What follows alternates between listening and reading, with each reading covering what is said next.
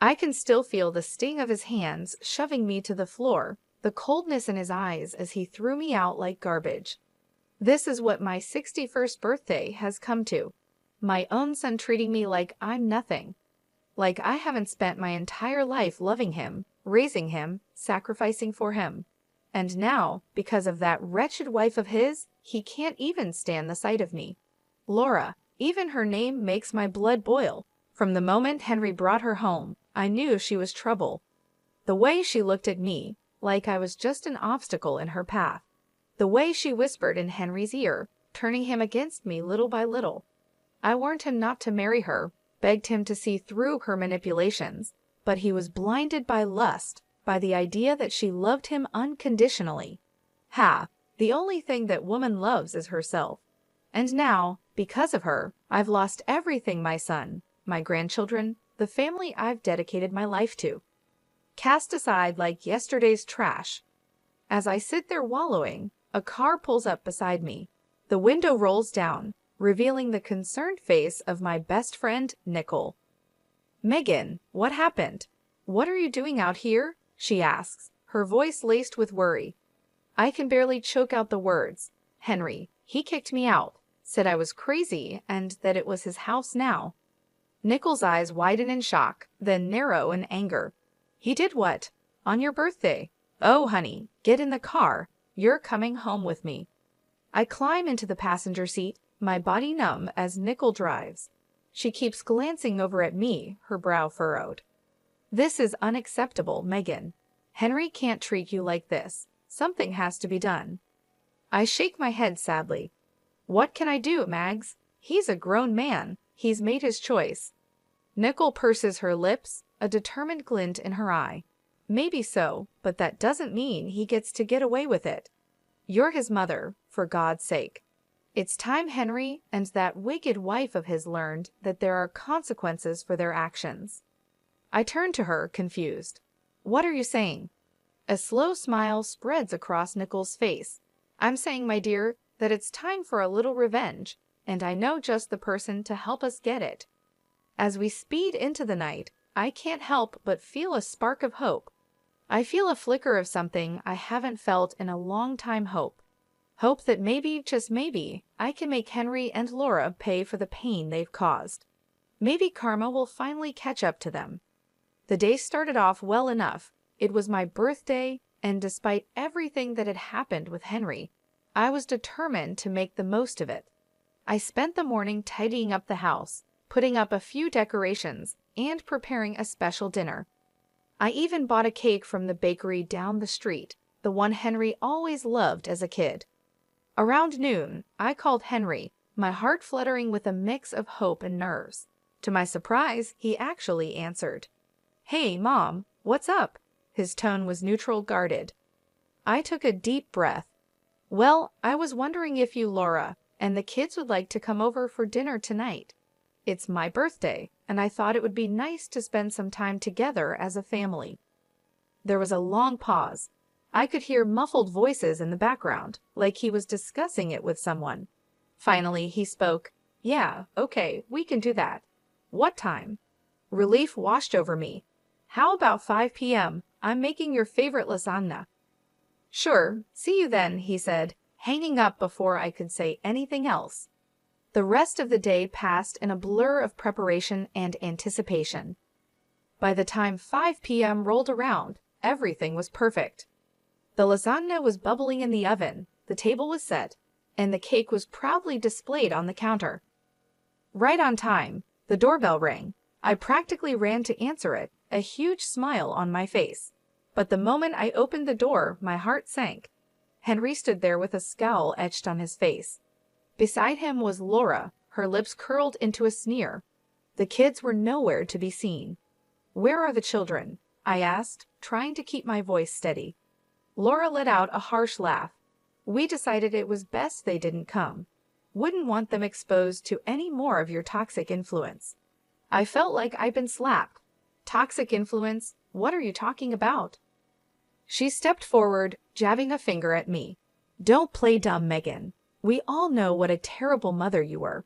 The way you turned Henry against his own father, the constant guilt-tripping and manipulation. It's no wonder he wants nothing to do with you." Tears stung my eyes.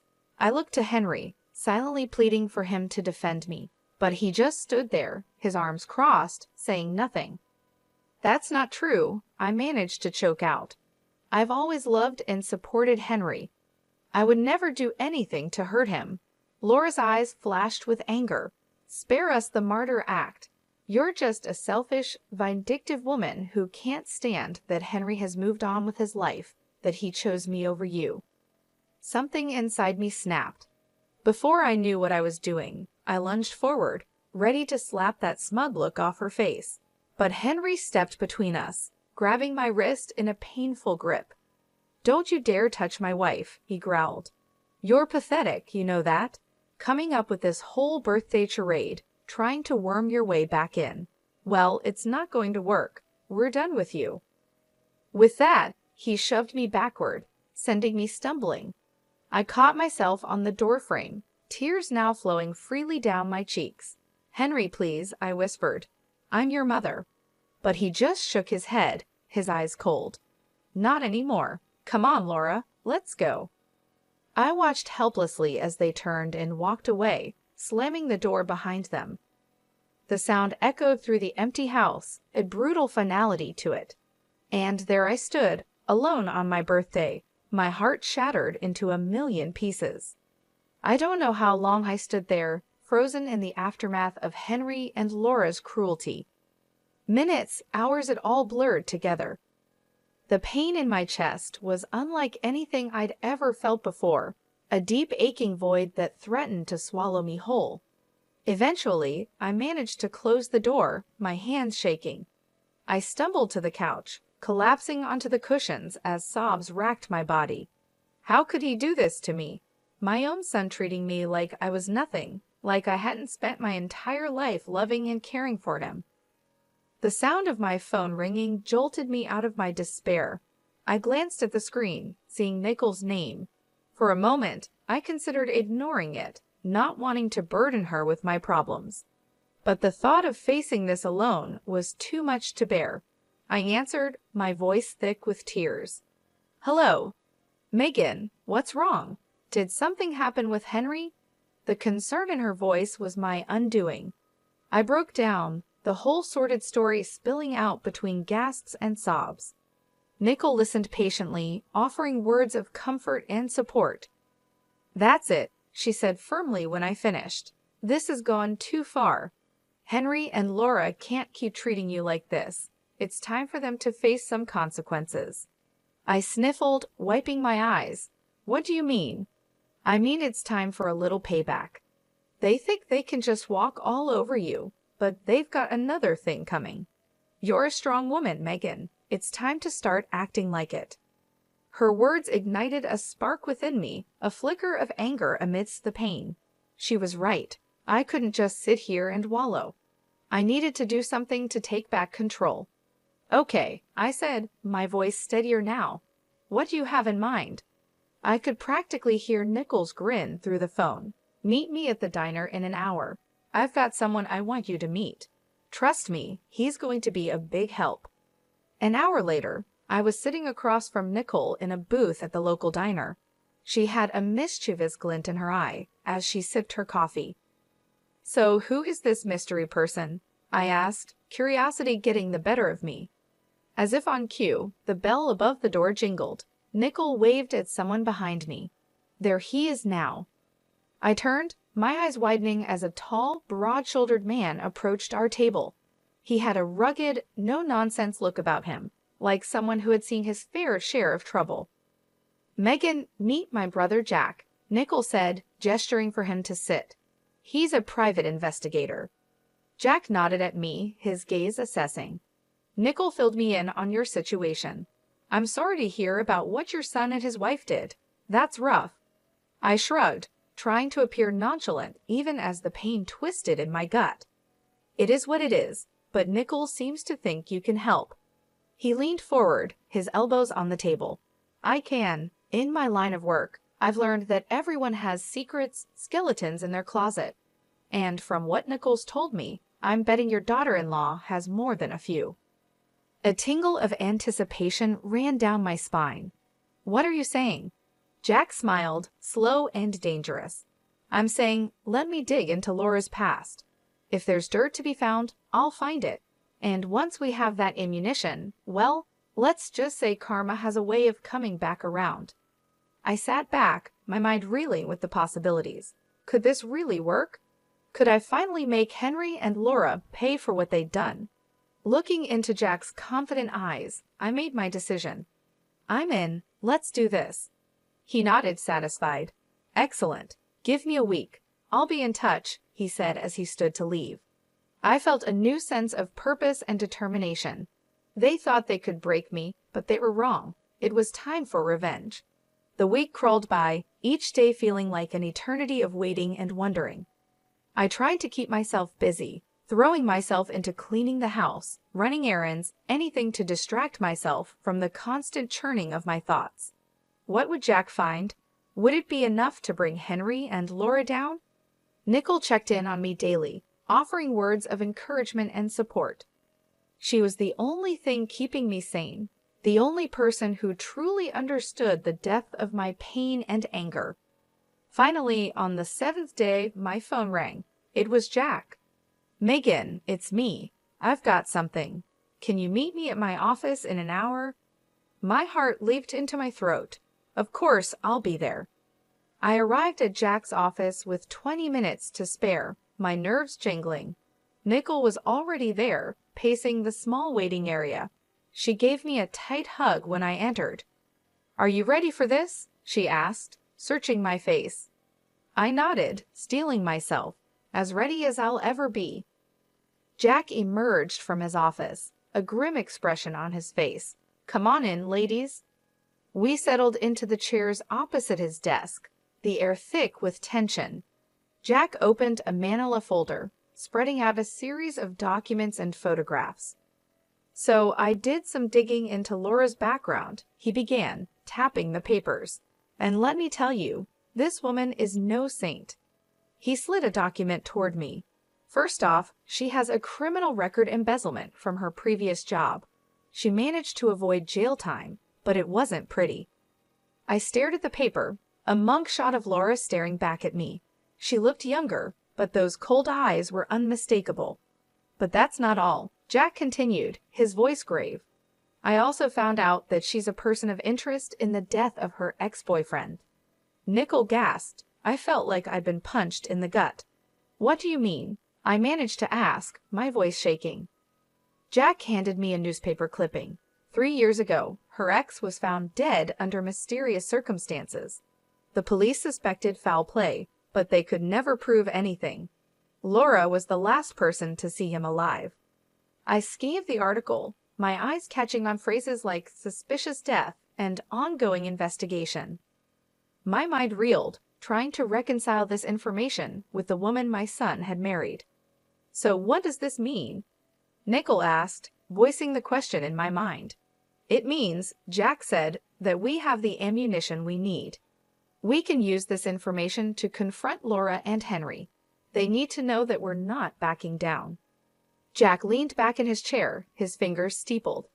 "It means we have leverage. If this information comes to light, Laura's life as she knows it would be over. Her reputation, her marriage, everything." A flicker of hope ignited in my chest. "So what do we do now?" A slow smile spread across Jack's face. "Now we use it. We let Laura know that we have this information and that if she doesn't want it to go public, she needs to convince Henry to make things right with you."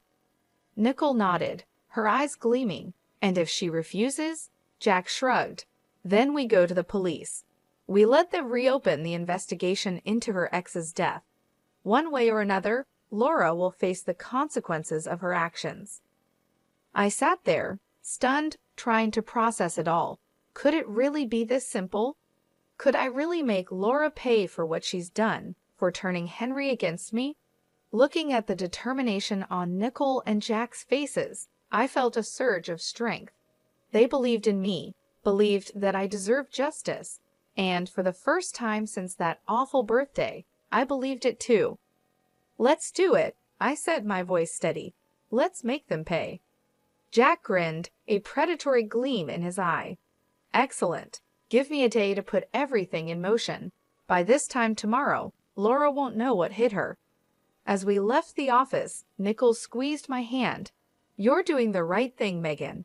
Don't ever doubt that.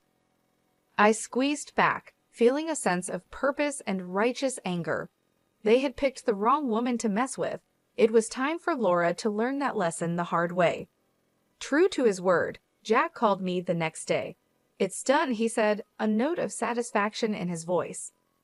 I've sent all the information to Laura, along with a message letting her know that if she doesn't want it to go public, she needs to convince Henry to make amends with you. I felt a thrill of anticipation mixed with nervousness. Do you think it will work? Only one way to find out. But trust me, with the dirt we have on her, she'd be crazy not to comply. I hung up, my mind racing. Would Laura really cave? Would she really force Henry to apologize and make things right? A part of me dared to hope, even as another part whispered that it was too good to be true. Hours passed with no word. I paced my living room, jumping at every sound, convinced it was the doorbell or the phone. But as evening fell, there was still nothing. I was about to give up and go to bed when there was a pounding at the door. My heart in my throat, I opened it to find Henry standing there, his face full of fury. What the hell did you do? He snarled, pushing past me into the house. I stumbled back, caught off guard. What are you talking about? He turned on me, his eyes blazing. Don't play dumb. Laura told me everything about the private investigator, about you digging up her past. What? You thought you could blackmail her into making me forgive you? I stood my ground, lifting my chin. I didn't blackmail anyone. I just let her know that her actions have consequences, that she can't destroy my life and get away with it. Henry let out a harsh laugh. Destroy your life? Are you serious? You're the one trying to destroy our marriage, our family, first with your constant guilt-tripping and manipulation, and now this. Anger surged through me, hot and bright. I'm not the one who turned you against me, Henry. That was all Laura. She's poisoned you. Can't you see that? She's a criminal, a liar, maybe even a murderer. For a moment, Henry looked stunned, then his face hardened. You're unbelievable. You really think I'm going to believe your crazy accusations over my own wife, the mother of my children? They're not accusations, they're facts. Jack found proof. I don't care what your detective friend found, Henry roared. Laura is my wife, and I trust her. I love her, and nothing you say or do is going to change that. Tears stung my eyes, blurring my vision. So that's it then? You're choosing her over me, your own mother. Henry's jaw clenched. You made that choice for me the moment you decided to pull this stunt. I'm done with you, Mom. Done with your lies, your schemes, all of it. He turned to leave, and panic seized me. I couldn't lose him, not like this. Henry, please. But he was already gone, slamming the door behind him with a finality that shook me to my core. I sank to the floor, sobs tearing from my throat. It wasn't supposed to happen this way. The truth was supposed to set me free, to bring Henry back to me. Instead, it had only driven him further away. Through my tears, I heard my phone ringing. It was Jack. I answered, my voice thick and shaky. Megan, what happened? Did it work? A bitter laugh escaped me. No, it didn't work. Henry, he's gone. He chose Laura. There was a pause, then Jack spoke, his tone determined. Then we move on to Plan B. We go to the police and get them to reopen the investigation into Laura's ex's death. I shook my head even though Jack couldn't see me. What's the point? It won't change anything. Henry's made his choice. This isn't about Henry anymore, Jack said firmly. This is about justice, about making sure Laura pays for what she's done, one way or another. I closed my eyes, exhaustion and grief washing over me. Could I do it? Could I really destroy my son's wife, the mother of my grandchildren? But then I remembered the look in Henry's eyes, the venom in his voice, and the way Laura had smirked, so smug and self-satisfied. They had brought this on themselves, and now they would face the consequences. Okay, I whispered, a new resolve hardening in my chest. Let's do it. Let's make her pay. The next few days were a blur of activity. Jack and I gathered all the evidence he had collected, organizing it into a neat package to present to the police. Nickel was a constant presence, offering support and encouragement when my resolve wavered. Finally, the day arrived. We walked into the police station, heads held high, ready to blow the lid off Laura's sordid past. The detective listened intently as we laid out our case, his brow furrowing as he examined the documents and photographs. When we finished, he sat back with a grim expression on his face. "This is serious stuff," he said, tapping the file. "If what you're saying is true, we have grounds to reopen the investigation into Miss Wilson's ex-boyfriend's death." I felt a surge of vindication. It is true, every word of it. The detective nodded. "All right then, leave this with me. I'll get the ball rolling." We left the station with a sense of anticipation thrumming through me. It was really happening. Laura was finally going to face the music. 3 days later, I received a call from Jack. "Turn on the news," he said, a note of triumph in his voice. I did as he said, my heart pounding as the anchor's face filled the screen. "Breaking news," she announced, her expression grave. Local woman Laura Berlin has been arrested in connection with the previously unsolved death of her ex-boyfriend Brian Cox. New evidence has come to light, prompting police to reopen the investigation. I watched, transfixed, as they showed footage of Laura being led out of her and Henry's house in handcuffs, her face a mask of shock and anger. Henry followed behind, looking stunned and lost. A fierce satisfaction burned in my chest. She was finally getting what she deserved. But my joy was short-lived. The news report went on to describe how Henry had to use their savings to post Laura's bail and hire a lawyer. It was a financial blow, one that would undoubtedly put a strain on their marriage. I should have felt guilty knowing that I had played a part in their hardship, but all I could think was that it served them right. They had brought this on themselves with their cruelty and lies. Over the next few weeks, I watched from afar as the drama unfolded. Laura's arrest made headlines, and the public was ruthless. People speculated about her involvement in her ex's death and what other secrets she might be hiding.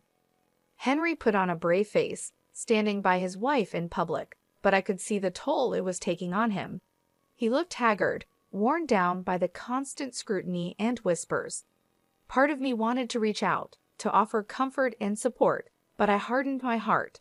I reminded myself of how he had cast me aside, the vicious words he had hurled at me. He had made his bed, and now he would lie in it. One afternoon, as I was returning from the grocery store, I spotted a familiar figure on my doorstep. It was Henry, his shoulders slumped, his eyes red-rimmed. For a moment, I considered ignoring him, pretending I wasn't home, but curiosity got the better of me. "What do you want?" I asked coldly as I approached, my arms laden with bags. Henry looked up, his expression a mix of exhaustion and desperation. "Mom, I need your help." I raised an eyebrow. "Oh, now you need my help? What happened to being done with me and my schemes?" He flinched as if I'd struck him. I know I said some awful things, but this is bigger than that. Laura's in real trouble, Mom. The evidence against her is bad." A flicker of unease passed through me. "What are you saying?" Henry's voice broke. "I'm saying I don't know what to do.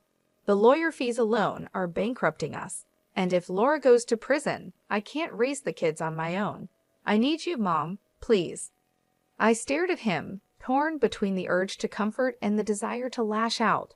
He looked so broken, so defeated.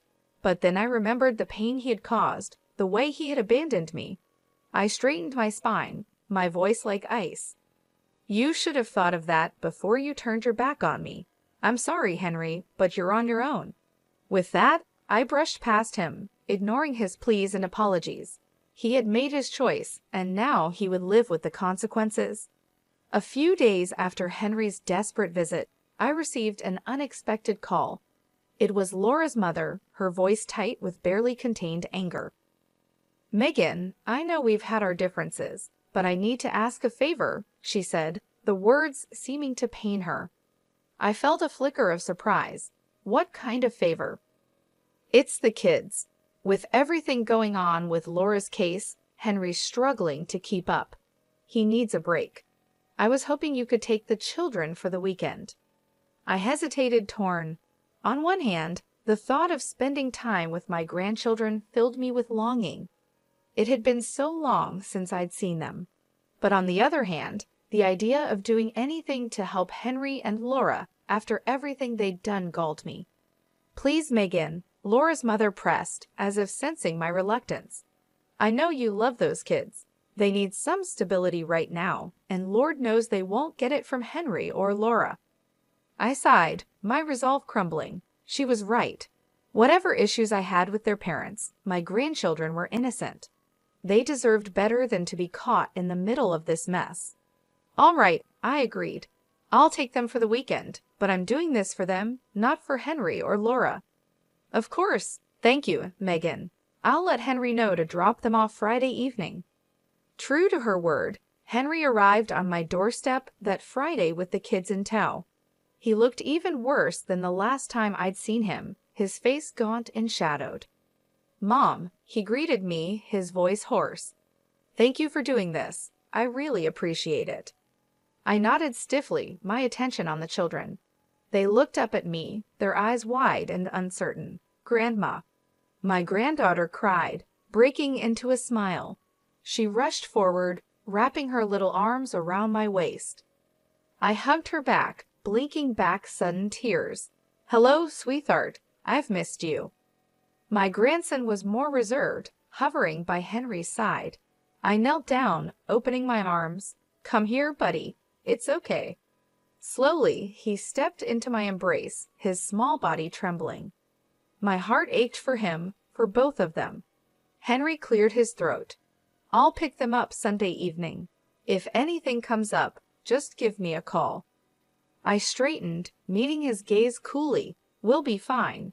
Enjoy your weekend." With a final nod, he left, leaving me alone with the kids.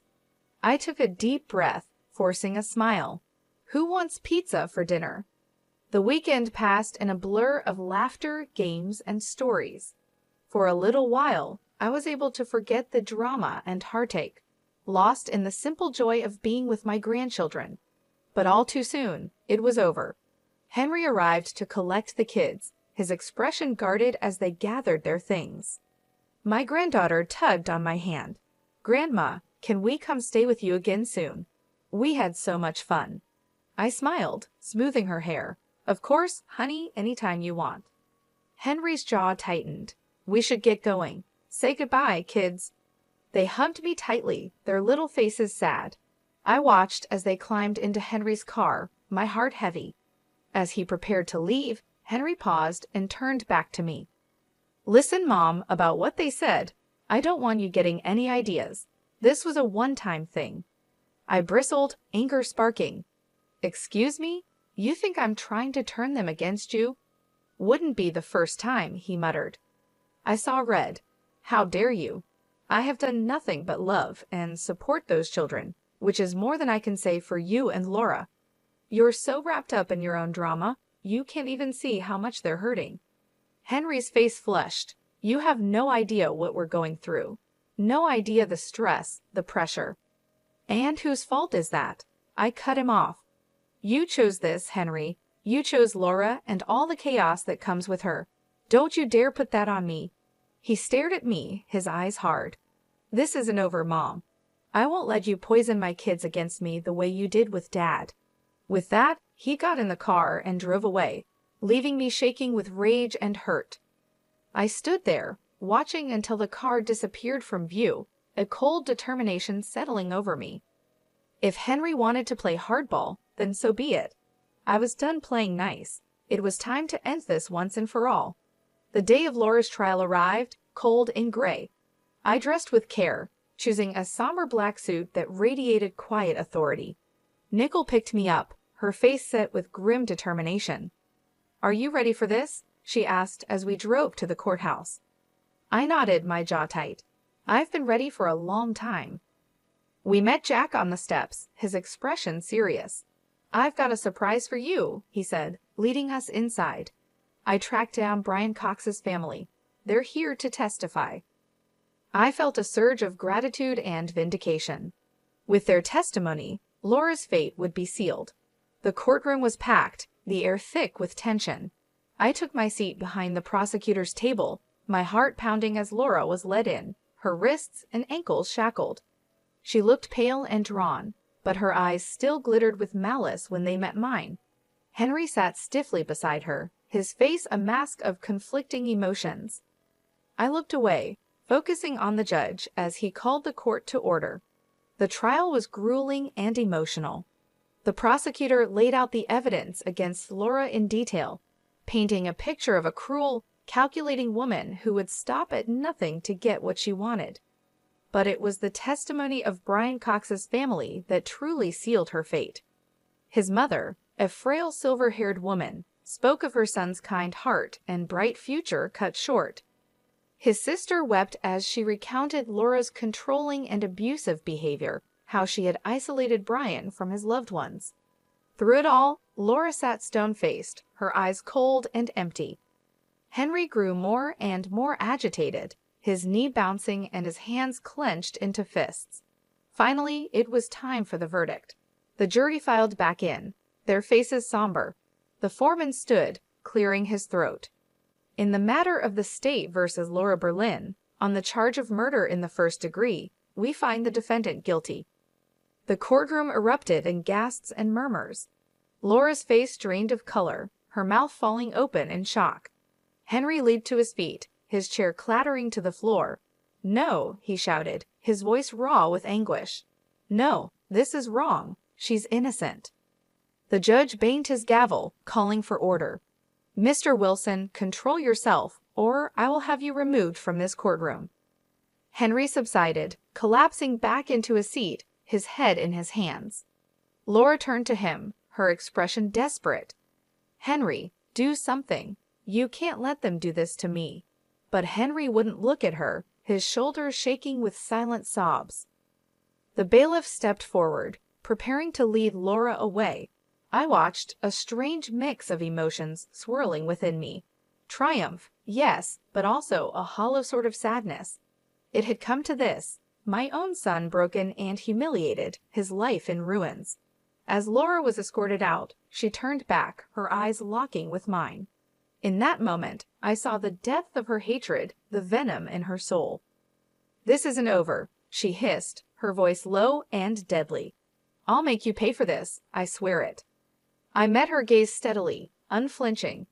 "You've already paid, Laura. You made your choices, and now you'll face the consequences. Goodbye." With that, I turned and walked out, my head held high. It was over. Justice had been served. But even as relief washed over me, a sense of sadness lingered. I couldn't shake the lingering unease. Henry's anguished face haunted me, the devastation in his eyes. Had I gone too far? Had my quest for revenge blinded me to the collateral damage? I shook my head, pushing the doubts aside. No, Henry had made his bed, and now he would lie in it. He had chosen Laura, chosen to turn his back on me. Now he would have to live with the fallout.